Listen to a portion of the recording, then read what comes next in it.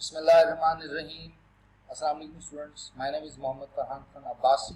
and you are watching Executive Coaching Center's online sessions. Students, आज हम lecture number 12 में understand करेंगे international relation का एक major concept that is called national power. Students, इससे पहले हम डिफरेंट थ्योरीज में एक कॉन्सेप्ट पढ़ चुके हैं, नेशन स्टेट का concept, importance of nation state in international relations. इसके ऊपर भी काफ़ी ज़्यादा हमने डिस्कशन किया. और डिफरेंट थ्योरीज में जिसमें हम इंस्टीट्यूशनल थ्योरीज को जब पढ़ते हैं या ऐसी थ्योरीज को पढ़ते हैं जो कि इंपॉर्टेंस ऑफ इंस्टीट्यूशन के ऊपर बात करती हैं, चाहे रियलिज्म हो चाहे लिबरलिज्म हो, नेशन स्टेट का एक मेजर रोल वहाँ पर हमें नज़र आता है. स्टूडेंट्स, नेशन स्टेट को जब हम फर्दर एनालाइज करते हैं इंटरनेशनल रिलेशन में, तो कुछ ऐसे एलिमेंट्स हैं जो किसी भी नेशन की इम्पोर्टेंस को इंटरनेशनल एरिना में और ज़्यादा बढ़ा देते हैं या उसकी वैल्यू को कम भी कर सकते हैं. उनमें से आज एक इम्पॉर्टेंट एलिमेंट है किसी भी नेशन का इंटरनेशनल रिलेशन में, इंटरनेशनल एरिना में, जब उसने किसी और नेशन के साथ इंटरेक्ट करना है, and that is national power. उस स्टेट की अपनी नेशनल कैपेसिटी क्या है, उस स्टेट की अपनी नेशनल पावर क्या है, उस स्टेट का दुनिया में अपना स्टेटस क्या है. ये तमाम चीज़ें डिटरमिन करेंगी कि वो जब इंटरनेशनल रिलेशन में बाकी अक़वाम के साथ, बाकी कौमों के साथ,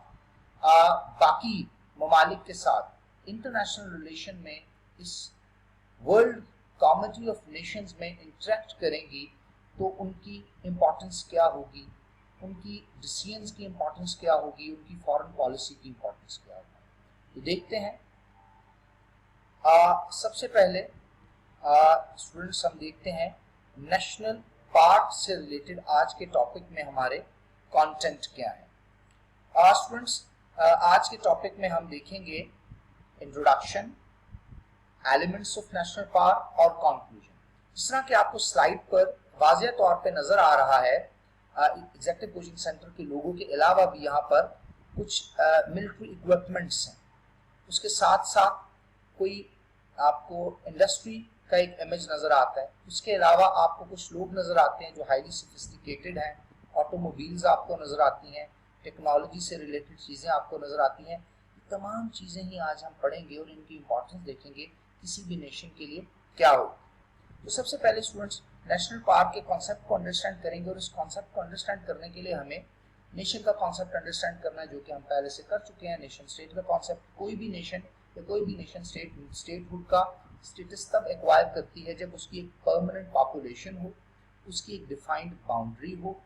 उसमें रहने वाली पॉपुलेशन की एक जब्त वाली, नज़म वाली गवर्नमेंट हो जो उस पॉपुलेशन को चला रही हो, और वो गवर्नमेंट सॉवरन हो. ये चार एलिमेंट्स किसी स्टेट को स्टेटहुड के स्टेटस पे लेके जाते हैं. अब रह गया कॉन्सेप्ट पावर का. तो पावर का कॉन्सेप्ट इंटरनेशनल रिलेशन में डिफरेंट वे से इसको डिस्कस किया जाता है. बाज का ये कॉन्सेप्ट काफ़ी वेग भी नज़र आता है, लेकिन एक आम तालिब इल्म या स्टूडेंट्स के लिए इंटरनेशनल रिलेशन में जो पावर के कॉन्सेप्ट को पढ़ते हैं, उनके लिए एक बड़ी सादा सी डेफिनेशन है पावर की, that it is an ability of one entity to influence the other entity. ये एक एबिलिटी है, एक अहलियत है, एक आपकी कैपेसिटी है जिसकी वजह से आप किसी और को इन्फ्लुएंस कर सकें. इन जनरल टर्म्स आपकी नॉलेज भी आपकी पावर होती है, आपकी वेल्थ, आपकी दौलत भी आपकी पावर होती है, आपका सोशल स्टेटस भी आपकी पावर होती है, आपकी पर्सनैलिटी, आपकी ब्यूटी, आपकी हाइट भी आपकी पावर होती है, आपकी इंटेलिजेंस भी आपकी पावर होती है, आपके आइडियाज़ भी आपकी पावर होती है. इसका मतलब है कि वो तमाम एबिलिटीज़ या कम्बिनेशन ऑफ एबिलिटीज़ जो किसी न किसी तरह किसी और एंटिटी को, किसी और इंडिविजुअल को, किसी और ग्रुप को, किसी और कम्युनिटी को, किसी और नेशन को या ग्रुप ऑफ नेशंस को आपको इन्फ्लुएंस करने में मदद दे, आपकी अहमियत बढ़ाए, उसको पावर कहेंगे. तो जब हम नेशन के साथ पावर को जोड़ते हैं तो नेशनल पावर का कॉन्सेप्ट सामने आता है. कहा जाता है power is an essential element in politics. Obvious सी बात है, आपने अक्सर पावर पॉलिटिक्स का कॉन्सेप्ट देखा होगा,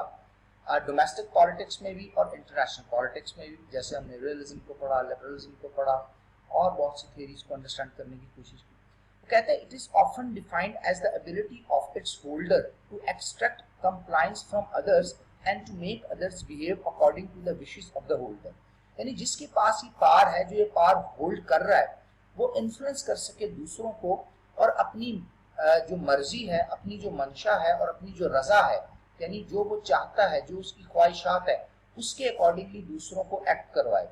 ऑब्वियसली बात है, जब हम इंटरनेशनल रिलेशन में देखते हैं वो कौमें जो बहुत ज़्यादा पावरफुल हैं, जो मेजर स्टेक होल्डर्स हैं, तो दुनिया के बड़े इवेंट्स को जब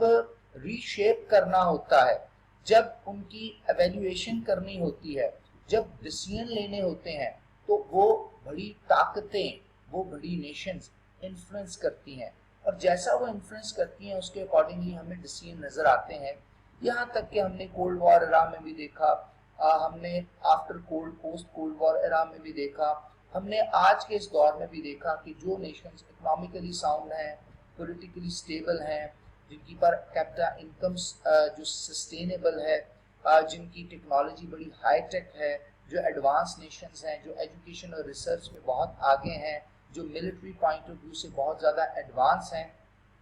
तमाम चीज़ें उसकी पार का हिस्सा बन जाती हैं और वो फिर दुनिया के अपने डिसीजन तो बेहतर वो लेते ही, अपनी बेहतरी तो करते हैं, बट रीजन और उसके साथ साथ दुनिया के डिसीजन भी लेते हैं। फर्दर कहते हैं in the study of international relation the term power usually refer to national power, the power a state possesses to obtain compliance from other states। अब इसी बात है, स्टेट को पावर की दो वजूहात की बिना पर जरूरत पड़ती है। पहली वजह यह है कि कोई भी स्टेट पावरफुल इसलिए होना चाहती है कि वो अपने आप को इंडिपेंडेंटली स्टेबल कर सके in the Arena of the जो कॉमर्टी ऑफ स्टेट्स है। हम जिस तरह रियलिज्म में पढ़ के आ चुके हैं, न्यू रियलिज्म में एक कॉन्सेप्ट है कि दुनिया अनार्किक है, लॉलेसनेस है, जिसके पास ज्यादा ताकत है वो ही अपनी कंप्लायंस दूसरी स्टेट से करवा सकता है, अपनी बातें मनवा सकता है और अपनी विशेष को इम्प्लीमेंट कर सकता है और वैसे डिजाइन्स को एग्जीक्यूट कर सकता है। इसी तरह नेशन को अपनी स्टेबिलिटी के साथ साथ दुनिया में अपने फायदे के पॉलिटिकल, इकोनॉमिक, सोशल और डिफरेंट डिसीजंस में पार्टिसिपेट करना होता है और उन डिसीजंस को अपने हक में करवाने के लिए भी जितनी ज्यादा उसके पास इंटरनल पावर होगी, उतनी ही ज्यादा उसकी जो एक्सटर्नल पावर है, उसकी जो डिप्लोमेटिक पावर है, उसकी जो फॉरेन पॉलिसी की पावर है, वो एनहांस होती चली जाएगी और उसकी बात में ज्यादा वजन होगा और इंटरनेशनल अरीना में बाकी कौमों में उसकी बात या उसके उस नैरेटिव की अहमियत होगी। जिस तरह के हमने देखा 9/11 के फौरन बाद अक्टूबर 23 में अमेरिका ने एक डिसीजन लिया और ऑपरेशन एंड्यूरिंग फ्रीडम के नाम से उन्होंने अफगानिस्तान में इन्वेड कर दिया और खुद से नहीं किया बल्कि रेस्ट ऑफ द वर्ल्ड को भी इन्वॉल्व किया और एक कोलिजन फोर्स बनाई जो लेटर ऑन हमें नजर आई आईसैफ के नाम से, इंटरनेशनल सिक्योरिटी असिस्टेंस फोर्स के नाम से, जिसमें नेटो अलाइज भी हैं, नॉन नेटो अलाइज भी हैं। पाकिस्तान उसमें नॉन नेटो अलाई था और बहुत से ममालिक ने फाइनेंशियली भी, मिलिटरली भी और स्ट्रेटेजिक भी अपनी लोकेशन, अपनी ज़मीन, अपने फ़िज़ाई हदूद और बहुत सी चीज़ें अमेरिका के हवाले की, उसकी सपोर्ट में की, क्योंकि अमेरिका ने एक नैरेटिव बिल्ड किया कि ये वॉर पूरी दुनिया के हक की वॉर है और ये टेररिज्म के खिलाफ लड़ी जा रही है। यही बात कोई ऐसा मुल्क करता जिसकी से नहीं है, जिसकी नेशनल पावर इतनी नहीं है, जिसके पास एबिलिटी नहीं है, टेक्नोलॉजी नहीं है, इकोनॉमी नहीं है, तो क्या वो बात मानी जाती? ऑब्वियसली वो बात न मानी जाती। यहीं पर हम देखते हैं कि दुनिया के मेजर डिसीजंस करने के लिए भी आपको अपनी नेशन की पावर पे जो डिपेंड करना है बहुत ज़रूरी है। रादर वो मुल्क जो बाकी मुल्कों पे डिपेंड करते हैं एड के लिए, मिलिट्री असिस्टेंस के लिए, टेक्नोलॉजी के लिए, आप देखते हैं वो दुनिया की बेहतरीन कौमों के सफ़ों में नहीं आते और यही वजह है कि Pakistan with the passage of time politically भी इंटरनेशनल एरिना में डिक्लाइन करता है, डिप्लोमेटिक नैरेटिव भी हमारा कमज़ोर पड़ जाता है और बहुत से मामलात में हम दुनिया को जब कन्विंस करने की बात करते हैं और कन्विंस करने की कोशिश करते हैं तो हमारी बात को सरफेस ही नहीं होने दिया जाता, रादर देन रीजन के बाकी ममालिक जिसमें इंडिया इमर्जिंग पावर के तौर पे सामने आ रहा है। चाइना को हमने देखा, इनका इन्फ्लुएंस रीजन में भी ज्यादा बढ़ता चला जा रहा है और दुनिया में भी बढ़ता जा रहा है। तो नेशनल पावर तो एक इंटेग्रल पार्ट है आपकी स्टेट की फॉरेन पॉलिसी का और आपकी स्टेट की आज के इस दौर में एग्जिस्टेंस, परसिस्टेंस और सस्टेनेबल ग्रोथ का। और दुनिया में आप एक ऐसे तरीके से चल सकते हैं, मूव कर सकते हैं اگر آپ کی نیشنل پاور ہے، اور اگر نہیں ہے تو پھر آپ ڈیپینڈنٹ کنٹریز کی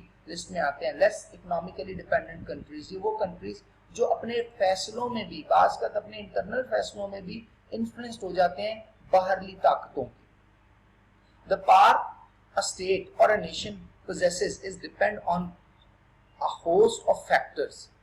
like national economy, national resources, military capabilities, level of industrial growth, leadership and popular support for its government. کچھ اس میں ہم ذکر کر چکے ہیں، باقی چیزوں کا ہم ڈیٹیل میں ذکر کرتے ہیں. آسورس وہ کہتا ہے the extent of its ability to use or misuse power depends upon the actual power of the state. یہ بڑا ٹیکنیکل سے بات ہے.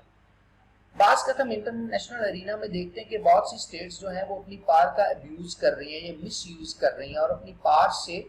کچھ ایسے نتائج باقی دنیا میں اخذ کرنا چاہتی ہیں، نکالنا چاہتی ہیں، حاصل کرنا چاہتی ہیں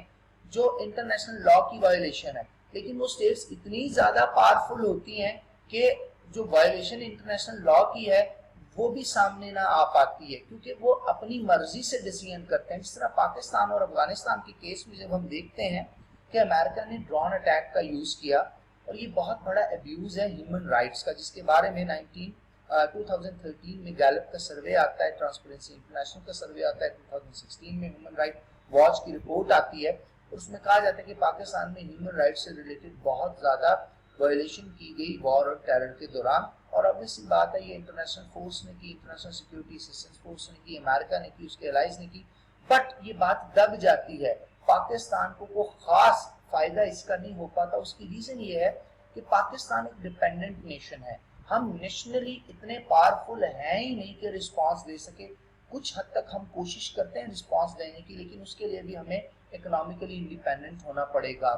پولیٹیکلی سسٹین ہونا پڑے گا، ہماری پولیٹیکل سٹیبلٹی ہونی پڑے گی، ضبط آنا پڑے گا، ہمیں اپنے کرپشن کے مسائل کو دیکھنا پڑے گا، انٹرنل کنٹری کی جو ویکنس ہے اس کو کور کرنا پڑے گا، ٹیررزم اور انسیکیورٹی کے ایشو سے باہر نکلنا پڑے گا، اپنی ریسرچ، اپنی ایجوکیشن اور اپنی ٹیکنالوجی پہ فوکس کرنا پڑے گا. ہمیں ایک ایسی وائبرنٹ اور ایک ویژنری لیڈرشپ چاہیے، لیڈرشپ لیول پر جو انٹرنیشنل ارینا میں اور پاکستان کو خود اس لیول پر لے کر کے چلے کہ ہمارے نیریٹو کو بلڈ بھی کیا جائے اور ہمارے نیریٹو کو پازیٹیولی پریزنٹ بھی کیا جائے. ادر دین دیٹ ہم جتنے مرضی لیگل ویز استعمال کر لیں، ہمارے ساتھ تھوڑا سا انجسٹس انٹرنیشنل ارینا میں چلتا رہے گا. ریزن بینگ از دیٹ ہم ڈیپینڈنٹ ہیں. اسٹوڈنٹس،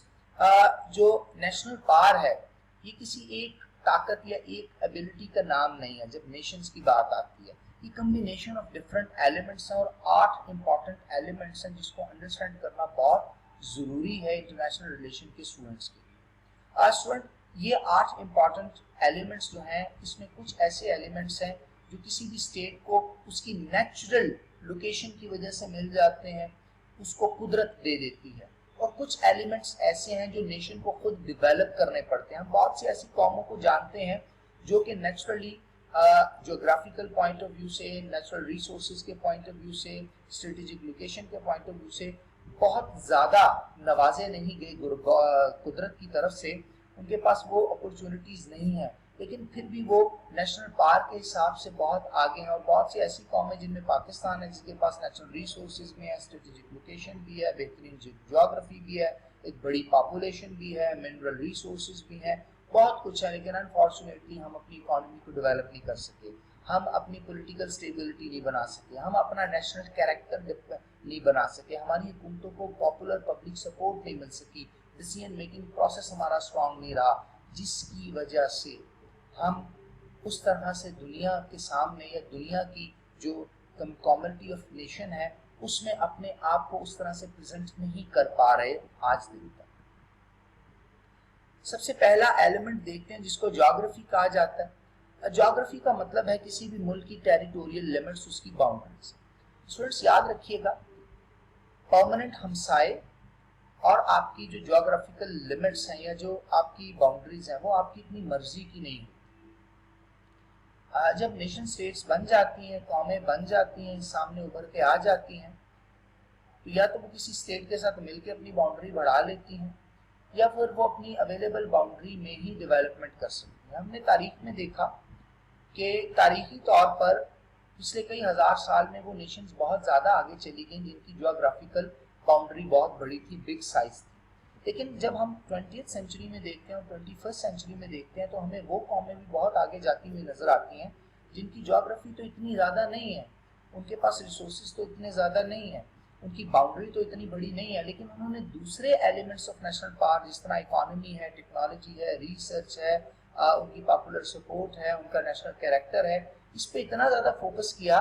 कि वो बहुत सी बड़ी ज्योग्राफिकल कौमों से आगे निकल गई। जिस तरह के हम देखते हैं तारीख में अर्जेंटीना है, ब्राजील है, कजाकिस्तान है, they all are big size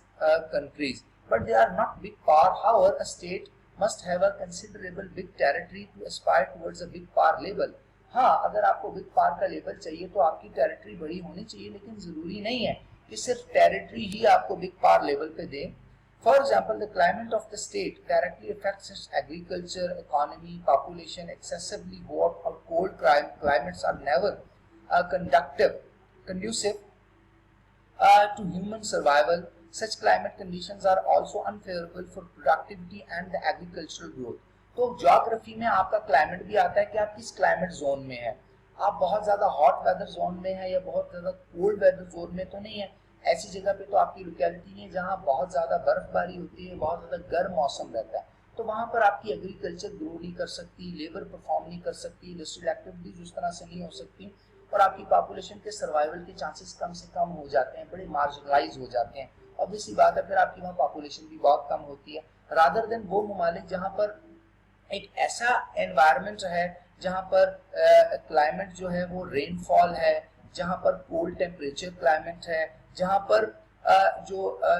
productivity है वो एग्रीकल्चर की ज़्यादा बढ़ सकती है। फॉर एग्जांपल यूएसए है, जापान है, चाइना और फ्यू वेस्टर्न यूरोपियन नेशंस हम देखते हैं जो कि लोकेटेड है दुनिया में cold temperature type of climate पे, और आज के दौर में वो दुनिया की बिग पावर बन के भी हमारे सामने इमर्ज हुए हैं। इसके अलावा स्टूडेंट्स, ज्योग्राफी का एक और इम्पॉर्टेंट फैक्टर होता है आपकी फिजिकल शेप, यानी शेप क्या है, आप क्या मैदान ही हैं और खुश्क मैदान है, क्या आप सिर्फ टेरेन है, माउंटेन्स और हिल स्टेशंस ही हैं, टफ टेरेन्स का एक सिलसिला आपके पास है, क्या आप डेजर्ट पर मबनी है, क्या बहुत ज्यादा पानी का एरिया आपके इर्द गिर्द है, या फिर आप कोई आइलैंड है। ये चीजें भी बहुत ज्यादा डिपेंड करती हैं, बिकॉज ये चीजें बाज़ आपकी प्रोडक्टिविटी को नेगेटिव भी कर सकती हैं, कुछ हालात में आपकी बेहतरी भी करती हैं। जिस तरह सेकेंड वर्ल्ड वॉर और फर्स्ट वर्ल्ड वॉर में जो फ्रांस को सबसे बड़ा एक बेनिफिट था जर्मनी से, कि जर्मनी को डायरेक्ट फ्रांस में जाना बड़ा मुश्किल हो गया था, तो जर्मनी बेल्जियम के थ्रू डिफरेंट फॉरेस्ट से गुजरता हुआ गया, जो कि एक बहुत बड़ा शेल्टर थे, लेकिन अनफॉर्चुनेटली उस वक्त भी वो उस तरह से शेल्टर न कर सके। आज हम वॉर ऑन टेरर में अफगानिस्तान में देखते हैं, तालिबान का एक रिबट भी करते हैं, वहाँ पर आईएसआई दाइश की प्रेजेंस भी हमें नजर आती है, और देखते हैं कि पूरी दुनिया की फोर्सेस के साथ जब वो टेररिस्ट लड़ रहे होते हैं तो क्यों वो अभी तक सस्टेनेबल फाइट कर रहे हैं। रीजन बीइंग इज दैट कि वहाँ पर जो पहाड़ी सिलसिले हैं वो रॉक्स बहुत ज़्यादा शेल्टर देती हैं उन रिबेलियस एलिमेंट्स को, इन मिलिटेंट ग्रुप्स को,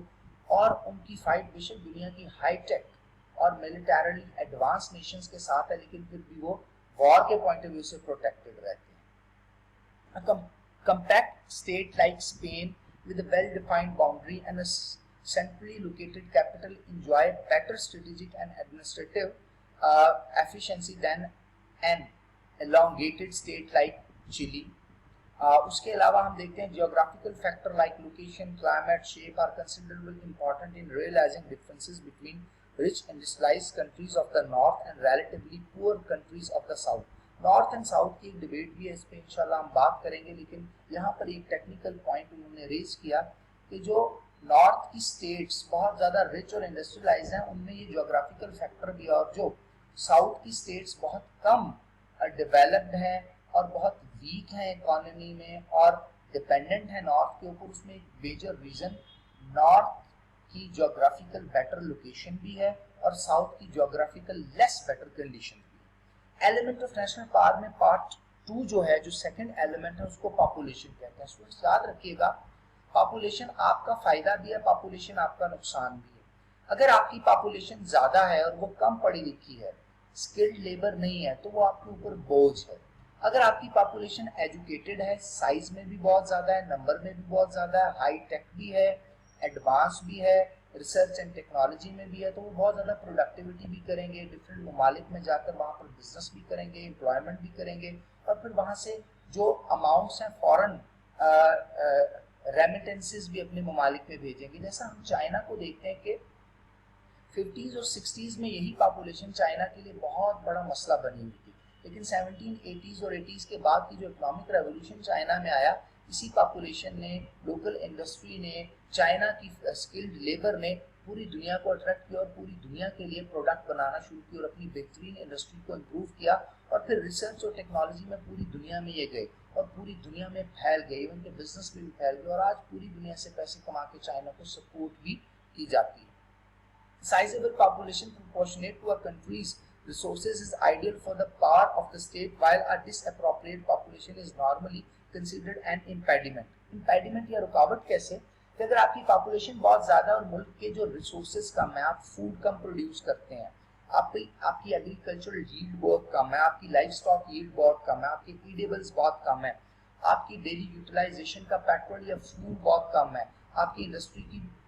जो डिपेंडेंस है या जो मार्केट है वो खुद ही आप परचेज कर लेते हैं, तो उससे क्या होता है, आप फिर फॉरेन प्रोडक्ट्स पे, इंपोर्ट्स पे ज़्यादा डिपेंडेंट करते हैं। बाज़ का तो ऐसे ममालिक भी सामने आते हैं जो अपनी खुराक पूरी करने के लिए डिपेंड करते हैं रेस्ट ऑफ द वर्ल्ड पे, और इससे उनके जितने भी ज़र मुबादला के ज़खायर हैं, जाहिर सी बात है जब आप एक्सटर्नल वर्ल्ड से कोई चीज़ परचेज करेंगे तो आपकी जो करेंसी है, इंटरनेशनल करेंसी, वो डॉलर में आपने एक्सचेंज करना है, तो आपकी करेंसी भी बहुत ज़्यादा वीक होने के चांसेस होते हैं, और आपकी जो प्रोडक्टिविटी है वो ज़्यादातर यूटिलाइजेशन तो आपके पास ही हो जाती है। तो अप्रोप्रिएट या प्रोपोर्शनेट पॉपुलेशन, यानी जितने रिसोर्सेज हैं उसके अकॉर्डिंगली भी पॉपुलेशन अगर आपके पास है, फिर भी आपकी कहीं ना कहीं सस्टेनेबल जो डेवलपमेंट है वो कंटिन्यू रहती है, और मुल्क जो है वो इकोनॉमिकली वीक नहीं होता। स्टूडेंट्स, एक और एलिमेंट नेशनल पार्क है जिसका हमने लेक्चर के शुरू में जिक्र किया कि कुछ नेशनल पार्क के एलिमेंट नेचुरल होते हैं, जिस तरह आपकी ज्योग्राफी हो गई, इसी तरह आपके नेचुरल रिसोर्सेज भी नेचुरल होते हैं। बहुत से ममालिक हैं जिनको ये जो डिफरेंट नेचुरल रिसोर्सेज हैं ये बाय गिफ्ट नेचर ने दिए हैं, और इस वजह से वो ममालिक दुनिया की बड़ी इकोनॉमीज में भी शामिल है। जिस तरह ऑयल प्रोड्यूसिंग कंट्रीज को अगर आप देखें, इसके साथ साथ आप ऐसे ममालिक को देखते हैं जो बहुत ज़्यादा मिनरल्स प्रोड्यूस करते हैं, ऐसी प्रोडक्ट प्रोड्यूस करते हैं जो दुनिया की इंडस्ट्री का मेजर रॉ मटेरियल है, तो इकोनॉमिकली उनको बहुत ज़्यादा बेनिफिट भी होता है। Natural resources not only include flora and fauna but also minerals such as cultivable soil for agriculture products. ये बड़ी इंपॉर्टेंट चीज़ है कि अगर आपके पास बहुत ज़्यादा ज़मीन है लेकिन वो कल्टीवेशन के लिए सूदमंद नहीं है, वहाँ पर प्रॉपर एग्रीकल्चर ग्रो ही नहीं कर सकती, तो वो ज्योग्राफी भी आपके फायदे में नहीं है। तो नेचुरल रिसोर्सेज में आपकी सॉइल की जो कल्टीवेटिव एबिलिटी है वो बहुत ज़्यादा काउंट करती है। उसके अलावा अगर आप देखें तो बहुत सी स्टेट्स हैं जहाँ पर अबंडेंट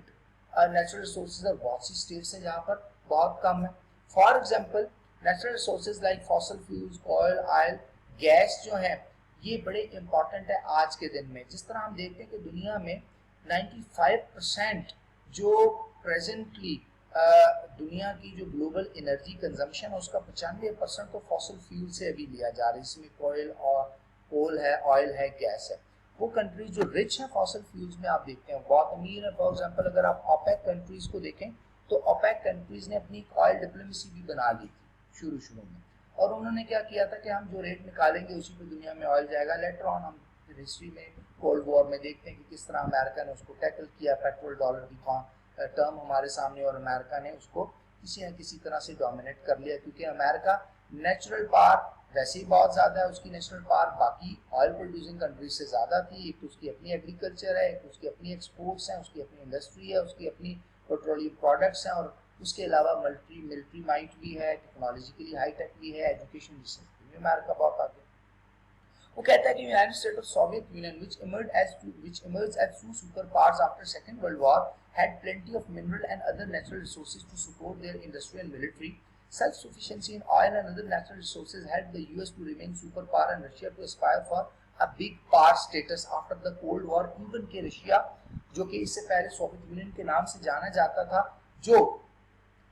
کولڈ وار کے اینڈ میں 1989 90 اور 91 میں جب ڈس انٹیگریٹ ہوتا ہے 15 ریاستیں بنتی ہیں جس میں 6 مسلم ریاستیں اس میں سے نکلتی ہیں، اس کے باوجود بھی رشین اسٹیٹ آج بھی بگ پاور ایسپائریشن کی دوڑ میں ہے کیونکہ اس کے اپنے نیچرل ریسورسز بہت زیادہ ہیں۔ اس کے علاوہ چوتھی امپورٹنٹ چیز جس کا بھی 2-3 بار ذکر بھی ہوا وہ ٹیکنالوجی اور ملٹری اسٹرینتھ ہے۔ ٹیکنالوجی میں یاد رکھیے گا اسٹوڈنٹس، بہت سے ایسے ایریاز ہیں جس میں دنیا آگے ہے، جس طرح آج میں آپ سے ایک ڈیجیٹل ورلڈ کے تھرو بات کر رہا ہوں، یہ بھی ہائی ٹیک کے تھرو ہے، کیمراز ہیں، لیپ ٹاپس ہیں، انٹرنیٹ ہے، ڈفرنٹ گیجٹس ہیں۔ اب یہ کیا ہے؟ یہ ریسرچ سے قوموں نے پیدا کیا۔ جن قوموں کی پروڈکٹیوٹی ٹیکنالوجی پہ بہت آگے ہے، ان کی ہائی ٹیک انڈسٹریز ہے، چاہے میڈیسن میں ہو، چاہے سرجری میں ہو، چاہے بایو ٹیکنالوجی میں ہو، چاہے ان کی آرکیٹیکٹ انجینئرنگ میں ہو، چاہے فزیکل ورلڈ میں ہو، چاہے ان کی اسپیس ٹیکنالوجی میں ہو، ملٹری اپ گریڈیشن میں ہو، آرمامنٹ میں ہو، میزائل ٹیکنالوجی میں ہو، نیوکلیئر ٹیکنالوجی میں، جن بھی فیلڈز کا آپ ذکر کریں، جب آپ ٹیکنالوجی میں بہت زیادہ آگے چل جاتے ہیں تو آپ نیشنلی بہت زیادہ پاورفل ہو جاتے ہیں کیونکہ پوری دنیا کو ٹیکنالوجی کی ضرورت ہے، اور وہ ملک جو ٹیکنالوجی خود نہیں بنا سکتے، خود ان کے پاس اتنی انڈسٹریز نہیں ہیں یا ان کے پاس اتنے بڑے مائنڈز نہیں ہیں، اتنے بڑے اسٹرکچرز نہیں ہیں، تو پھر وہ آپ سے پرچیز کرتے ہیں۔ جب وہ آپ سے پرچیز کرتے ہیں obvious سی بات ہے تو پھر اس میں منوپلی آپ کی ہوتی ہے، آپ جس ریٹ پہ دینا چاہے دے سکتے ہیں۔ جس طرح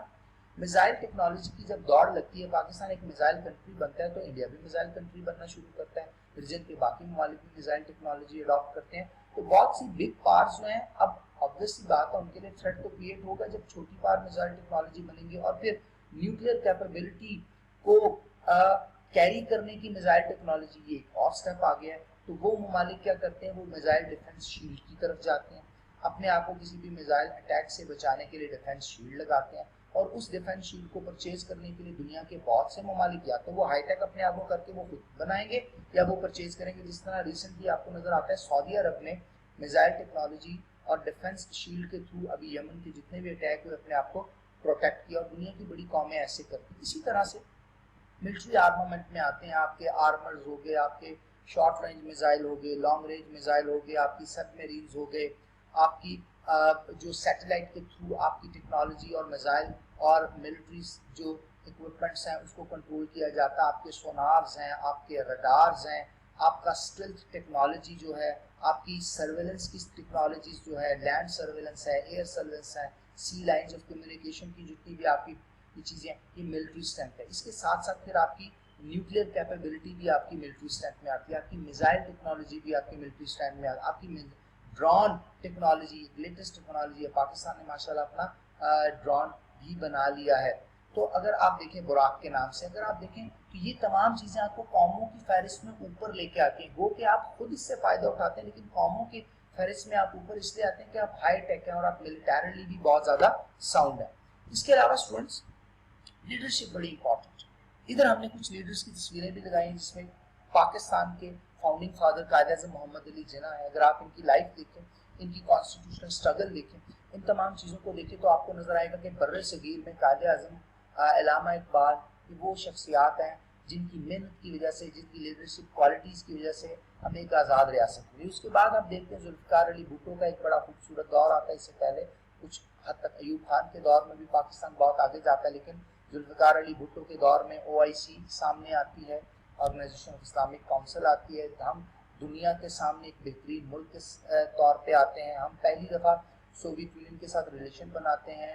کراچی میں سوویت کے اشتراک سے ہمیں ایک اسٹیل مل دی جاتی ہے، اس کی اسٹیبلشمنٹ ہوتی ہے، ہم ملٹری پوائنٹ آف ویو سے اپنے آپ کو اسٹرینتھن کرتے ہیں، ہم نیوکلیئر پار بننے کی طرف اپنے سفر کو آغاز کرتے ہیں، ہم دنیا کی بہترین قوموں میں شمار ہونا شروع ہو جاتے ہیں، ہم اپنی جو نیشنل پرابلمز ہے اس کو ریزالو کرتے ہیں، ڈیموکریٹکلی الیکٹڈ گورنمنٹس کو سپورٹ کرتے ہیں، اکانومی کو بلڈ کرتے ہیں، اکانومیز کو سسٹین کرتے ہیں، GDP گروتھ کو بڑھاتے ہیں، اپنے جو مسائل ہیں، اپنے جو خطے کے ایشوز ہیں، اپنے جو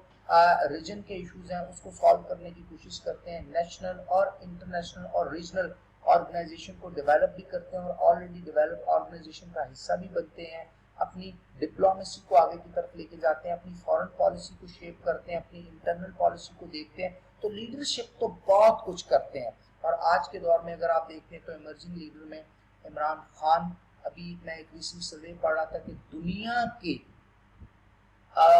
10 بڑے پولیٹیکل لیڈرز میں عمران خان کا نام دوسرے نمبر پہ آتا. اب آپ دیکھیں نا، قوم کو ایک تبدیلی کا کانسیپٹ دینا، ایک چینج کی بات کرنی، کرپشن کے خلاف کھڑے ہونا، احتساب کی بات کرنی، ایمانداری کی بات کرنی، پاکستان کو آگے لے کے جانے کی بات کرنی، غیر ملکی قرضوں سے جان چھڑانے کی بات کرنی، اپنی اکانومی، اپنی انڈسٹری کو ڈیولپ کرنے کی بات کرنی، اپنی یوتھ کو ایجوکیٹ کرنے کی بات کرنی، امپلائمنٹ کریٹ کرنے کی بات. کتنا کچھ ہے جو ایک لیڈر کا ویژن ہوتا ہے. اور یہی لیڈرشپ اگر آپ کی ویک ہے، یہ لیڈرشپ جس کے پاس کوئی فار سائٹڈ ویژن نہیں ہے، پولیٹیکل ایکومن نہیں ہے، تو یہ ملک بھی نہیں سنبھال سکے گا. غلط لیڈر اور دنیا میں بھی آپ کی جو ریپرزنٹیشن ہے اس میں بھی کوئی اسٹرینتھ نہیں ہوگی، کوئی پار نہیں ہوگی، اس میں بھی کوئی زیادہ آپ کو کوئی ایسا ایڈوانٹیج نہیں مل جائے گا اگر آپ کی لیڈرشپ اچھی نہیں ہوگی. اس کے علاوہ اسٹوڈنٹس ہم دیکھتے ہیں بہت سے لیڈرز دنیا میں بھی ایسے ہیں جنہوں نے بہت میجر رول ادا کیا. فار ایگزامپل اگر ہم دیکھیں تو چائنا میں جو کمیونسٹ پارٹی ہے، ماؤ زے تونگ کا ایک کانسیپٹ ہے. اس کے بعد پھر 1980s میں ان کے ایک لیڈر ہے جو چائنا کو اکنامکلی بہت زیادہ ساؤنڈ کر کے چلے گئے. رشیا میں اگر ہم دیکھتے ہیں میخائیل گورباچوف ایک بہت زیادہ ویژنری ایڈمنسٹریٹو لیڈر نظر آئے، وہ کہ لوگ ان کو بعض کا کرٹیسائز بھی کرتے ہیں. ان کی جو پالیسیز تھی پریس ٹرائکا کی اور گلاس نوسٹ کی، جس میں انہوں نے اکنامک اور پولیٹیکل لبرٹی اور انڈیپینڈنس کا کانسیپٹ دیا، سوشلزم یا کمیونزم کو پیچھے لے گئے اور وار میں سے سوویت یونین کو نکالنے کی کوشش کی، اپنے ریلیشن اچھے کرنے کی کوشش کی. تو یہ وہ لیڈرشپ ہیں جو آپ کو ملک کے اندر بھی اور ملک کے باہر بھی بہتر کرتے ہیں. وہ کہ سوویت یونین ٹوٹ گیا لیکن جو باقی کا سوویت یونین ریمیننگ رشیا ہمارے سامنے آیا وہ اکنامکلی اسٹرینتھن رہا. تو اچھی لیڈرشپ آپ کو بعض اوقات اپنے ملک کے اندر بھی پالیسی بہتر کرنے کی طرف لے کے آتی ہے، آپ کی ایگزسٹنگ پالیسیز کو چینج کرنے اور اس کو ٹرانسفارم کرنے میں بھی کافی فلیکسیبل ہوتی ہے، اور اس کے ساتھ ساتھ ملک کے باہر بھی ڈپلومیسی میں بھی بڑا فائدہ دیتی ہے. آج کے دور میں اگر آپ دیکھیں تو aggressive narrative United state of America کا نظر آتا ہے، چائنا، رشیا، ایون کہ کینیڈا کے خلاف بھی، اور ان کی جو اکنامک پالیسی ہیں، ابھی ریسنٹلی بھی ٹیرف لگایا ڈونلڈ ٹرمپ نے. تو لیڈرشپ بڑی امپورٹنٹ ہوتی ہے. Leadership can make you, leadership can break you, اور ہم نے اس کی بہت سی تاریخوں میں اس کی بہت سی مثالیں بھی دیکھی ہیں. اس کے علاوہ آئیڈیالوجی بڑی امپورٹنٹ ہے. آئیڈیالوجی کس طرح کسی قوم کی نیشنل پار بنتی ہے؟ اسٹوڈنٹس آئیڈیالوجی میں یاد رکھیے گا، آئیڈیالوجی کے بیسک پلرز ہوتے ہیں. فار ایگزامپل کسی بھی قوم کی آئیڈیالوجی اس کی ہسٹری اور سویلائزیشن سے ہی نکلتی ہے. اس کی ہسٹری میں اس کے آئیڈیلز ہوتے ہیں، اس کی کوئی پراپر آئیڈینٹی ہوتی ہے، اور اس کے ساتھ ساتھ اس کا کلچر ہوتا ہے، اور اس کے ساتھ ساتھ کسی ایک نیریٹو کو اس نے فالو کرنا ہوتا ہے، وہ ایک بک فارم میں ہوتی ہے. اگر اسلام میں دیکھیں تو اسلام کی آئیڈیالوجی قرآن پاک سے ہے. اسلام کا اپنا پولیٹیکل سسٹم ہے، اسلام کا اپنا اکنامک سسٹم ہے، اسلام کا اپنا سوشل سسٹم ہے، اسلام ڈپلومیسی اور انٹرنیشنل ریلیشن کے کانسیپٹ واضح کرتا ہے، اسلام کا اپنا نظامت یعنی حکومت چلانے کا سسٹم ہے. یعنی یہ تمام جو چیزیں ہیں، اسلامک آئیڈیالوجی جو ہے،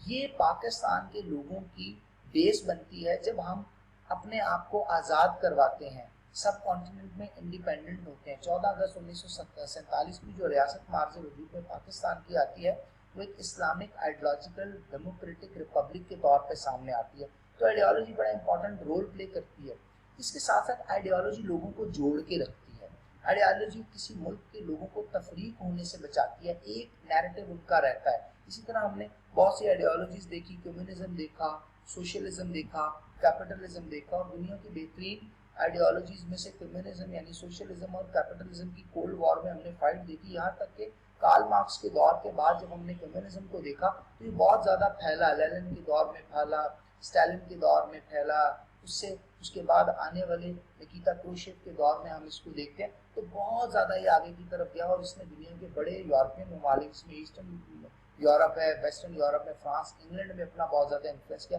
دوسری طرف ہم نے یونائٹڈ اسٹیٹ آف امریکہ میں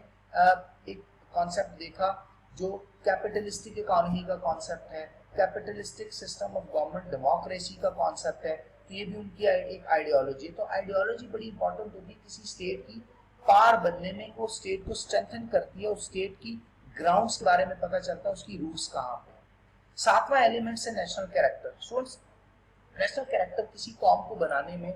सदियों लग जाते हैं, दहाइयां लग जाती हैं, साल लग जाते हैं।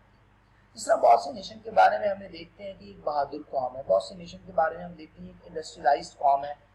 बहुत सी नेशंस के बारे में हम देखते हैं ये बहुत ज़्यादा हॉस्पिटैलिटी पे हैं, बहुत सी नेशंस हैं जिनकी डेमोक्रेटिक और पॉलिटिकल वैल्यूज बहुत ज़्यादा साउंड है, बहुत सी नेशन ऐसी हैं जहाँ पर गवर्नेंस और अकाउंटेबिलिटी की वैल्यूज बहुत ज़्यादा है। इसमें जापानीज के बारे में हाईटेक सोसाइटीज को कहा जाता है, अमेरिकन को डेमोक्रेटिक सोसाइटी कहा जाता है, दुनिया की और बहुत सी कौमों को बहुत से नेशनल कैरेक्टर के नाम से देखा जाता है। सोमालियंस को लेस मैनेजेबल कौम भी कहा जाता है। इसी तरह पाकिस्तान का भी एक अपना नेशनल कैरेक्टर है। स्टूडेंट्स, चौथा इंपॉर्टेंट एलिमेंट है पॉपुलर सपोर्ट। पॉपुलर सपोर्ट का स्टूडेंट्स कॉन्सेप्ट ये आता है कि जब कोई नेशन इंटरनेशनल अरीना में एक्ट करती है, अपनी डिप्लोमेसी करती है, अपनी फॉरेन पॉलिसी शेप करती है, तो उस पॉलिसी को उस नेशन के अंदर रहने वाले इनहैबिटेंट्स यानी उसकी पॉपुलेशन की कितनी सपोर्ट है, और उसके बाद उस पॉपुलेशन की सपोर्ट के बाद इंटरनेशनल अरीना में कम्युनिटी ऑफ नेशंस में बाकी नेशंस की तरफ से उसको कितनी सपोर्ट है। तो ये उस नेशन का कैरेक्टर को और ज्यादा डेवलप कर देती है, इसलिए नेशनल कैरेक्टर का एक इंपॉर्टेंट एलिमेंट। सो इस कंक्लूजन में हम पढ़ते हैं national power is essentially a relative concept. अब चूंकि हम किसी भी कौम की अलग से नेशनल पावर देखेंगे तो एक अलग स्टेटस में, आइसोलेशन में तो उसकी नेशनल पावर होगी, लेकिन with relation to other nations अगर उसके रीजन में देखें और इंटरनेशनल कम्युनिटी में देखें तो शायद किसी और के मुकाबले में वो कम हो। इसलिए जब नेशनल पावर को डिस्कस किया जाता है तो इसको कहा जाता है ये एक रिलेटिव टर्म है with reference to other nations. For example, हम जियोग्राफिकली बड़े साउंड हो जाते हैं एज ए नेशन, हम पॉलिटिकली बहुत ज़्यादा स्टेबल हो जाते हैं, इकोनॉमिकली बहुत बेहतर हो जाते हैं, but with relation to South Asian other nations के अगर हम देखेंगे और उनके मुकाबले में हम कितने पॉलिटिकली स्टेबल हैं, इकोनॉमिकली स्टेबल हैं और इंडस्ट्री ग्रोन अप हैं, और इसी तरह इंटरनेशनल कम्युनिटी में हमारा स्टेटस क्या है। तो नेशनल पावर आपकी एक रिलेटिव टर्म है with relation to rest of the world. It needs to be analysed in term of powers of other states since the various important elements of national power are subject to change, the concept itself is not constant. Obvious सी बात है, आज आपकी economy level A पे है, कल ये level A plus पे जब आएगी तो ऑब्वियस सी बात है आपकी नेशनल पावर चेंज होगी। आज आपकी पॉलिटिकल इंस्टेबिलिटी है और कल अगर आप पॉलिटिकली स्टेबल होंगे तो नेशनल पावर डिफरेंट होगी। आज बहुत से ऐसे ममालिक जो पॉलिटिकली स्टेबल या इकोनॉमिकली स्टेबल थे लेकिन किसी वजह से पॉलिटिकली और इकोनॉमिकली अनस्टेबल हो गए, जंग भी उसकी वजह हो सकती है, तो उनकी नेशनल पावर कम होगी। फॉर एग्जांपल आप इजिप्ट में देखते हैं, फॉर एग्जांपल आप सूरिया में देखते हैं, फॉर एग्जांपल आप इराक में देखते हैं और ममालिक में देखते हैं जहाँ पर जंगें रही हैं या जहाँ पर जंगें अभी भी जारी हैं, तो उनकी नेशनल पावर रिलेटिवली कम है। इसी तरह बहुत सी ऐसी कौमें जहाँ पहले जंगें थी, फिर जंगें ख़त्म हुई और उन्होंने अपने आप को सस्टेन किया, अपना नेशनल कैरेक्टर बिल्ड किया, अपने आप को इकोनॉमिकली साउंड किया और उसके साथ साथ अपने आप को इंडस्ट्री इम्प्रूव किया, एजुकेशनल और टेक्नोलॉजी के पॉइंट ऑफ व्यू से बेहतर किया, तो आज उनकी कौमों की नेशनल पावर और है। तो इसका मतलब ये एक नॉन कांस्टेंट सा सब्जेक्ट है, ये with the passage of time और विद इंटरनेशनल अरीना और कंडीशन के अकॉर्डिंगली चेंज होता रहता है। जिस तरह इंटरनेशनल ट्रेंड चेंज होंगे और ट्रेंड्स को फॉलो करते हुए जिस वे में आप चेंज करेंगे वही आपकी नेशनल पावर भी कंसिडर की जाती है। Power relations between states may change due to wars, natural calamities, scarcity of resources, technological innovations, economic progress, and change in leadership, military strength, and alliances.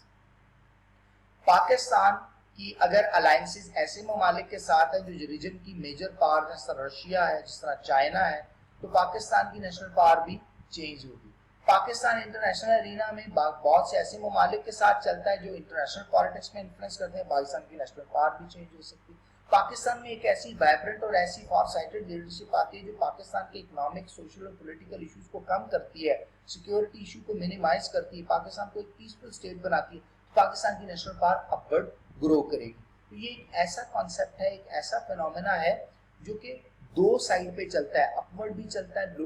Downward भी चलता है। फ्रेंड्स, उम्मीद है आज के इस लेक्चर नेशनल पावर के concepts से हम इंटरनेशनल रिलेशन की जो थ्योरीज को अंडरस्टैंड इससे पहले कर चुके हैं, बहुत सा हमें फायदा अब उन थ्योरीज को इम्प्लीमेंट करने में भी होगा और नेशनल पावर का concept with the passage of time जहाँ जहाँ पर चेंज होता है, जिन जिन एरियाज में चेंज होता है उसको भी हमने भी डिस्कस किया। तो हमारे आने वाले लेक्चर्स में नेशनल सिक्योरिटी भी है, नेशनल आप देखते हैं पॉलिसीज भी आ जाएंगी, उसके साथ साथ फॉरेन पॉलिसीज भी आ जाएंगी, नेशनल इंटरेस्ट भी आ जाएंगे। तो ये वो टॉपिक्स हैं जो इंटरनेशनल रिलेशन को एक ब्रॉडर टर्म अंडरस्टैंड करने में बड़ा फायदा करते हैं। फॉर एग्जांपल हम अमेरिका के बैलेंस में कहाँ पर हैं, उसकी नेशनल पावर, नेशनल सिक्योरिटी और उसकी फॉरेन पॉलिसी को देखना पड़ेगा। इंडिया के बैलेंस में हम कहाँ खड़े हैं, तो हम उसकी नेशनल पावर, अपनी नेशनल पावर देखेंगे, उसकी नेशनल सिक्योरिटी के स्टेटस को और अपनी नेशनल सिक्योरिटी के स्टेटस को देखेंगे, उसकी फॉरेन पॉलिसी के वाइब्रेंट और एक्टिविस्ट डिसीजंस को देखेंगे और अपनी फॉरेन पॉलिसी के डिसीजंस और लिमिटेशंस को देखेंगे। तो इस तरह हम पूरी दुनिया को फिर बड़ा ही इजीली कॉम्प्रीहेंड भी कर सकते हैं और दुनिया में जो इवेंट्स अकर कर रहे हैं उनको भी अंडरस्टैंड कर सकते हैं कि किन वजूहात पर दुनिया के अंदर डिफरेंट किस्म के इश्यूज अकर करते हैं और कौन सी ऐसी पावरफुल नेशंस हैं जिनका इन्फ्लुएंस चलता चला जाता है और कौन सी ऐसी स्टेट्स हैं या नेशंस हैं जिनका इन्फ्लुएंस कम होता है और किसी स्टेट को दूसरी स्टेट के मुकाबले में अपने इन्फ्लुएंस को कैसे बेहतर करना। ये सारे कॉन्सेप्ट्स हम इंशाल्लाह with the passage of time understand करने की कोशिश भी करेंगे। और स्टूडेंट्स आज का ये जो लेक्चर आपके लिए काफ़ी ज़्यादा बेनिफिशियल साबित होगा। इंशाल्लाह लेक्चर नंबर 13 में हम नेशनल इंटरेस्ट को डिस्कस करेंगे और इन डेप्थ एनालिसिस करेंगे और फिर आने वाले लेक्चर्स में हमारे लिए बहुत आसान हो जाएगा जब हम इसी कोर्स में सेकेंड फेज में मेजर दुनिया के ग्लोबल इश्यूज को अंडरस्टैंड करेंगे, मेजर प्रॉब्लम्स को अंडरस्टैंड करेंगे, मेजर फॉरेन पॉलिसीज को देखेंगे। तो तब हमें समझ आएगा कि ये कॉन्सेप्ट जो आईआर के हमने अंडरस्टैंड किया हमें आगे जाके कैसे मदद देते हैं। और इसी तरह से हमने ग्लोबल पॉलिटिक्स के बारे में अंडरस्टैंडिंग होगी, इंटरनेशनल रिलेशन के बारे में अंडरस्टैंडिंग होगी, मेजर कंट्रीज की फॉरेन पॉलिसी को हम एनालाइज कर सकेंगे और मेजर दुनिया में जो events day to day events occur कर रहे हैं इसको हम क्रिटिकली एवेल्युएट कर सकेंगे। और जब हमें अनसीन क्वेश्चन आते हैं, ऐसे क्वेश्चन एग्जाम में आते हैं जो आपने अपनी एबिलिटी और अपने एनालिसिस के अकॉर्डिंगली जिनको आंसर करना है तो उनको आंसर करने में बहुत ज़्यादा आसानी होगी। Thank you very much students, wish you best of luck. अल्लाह हाफिज़।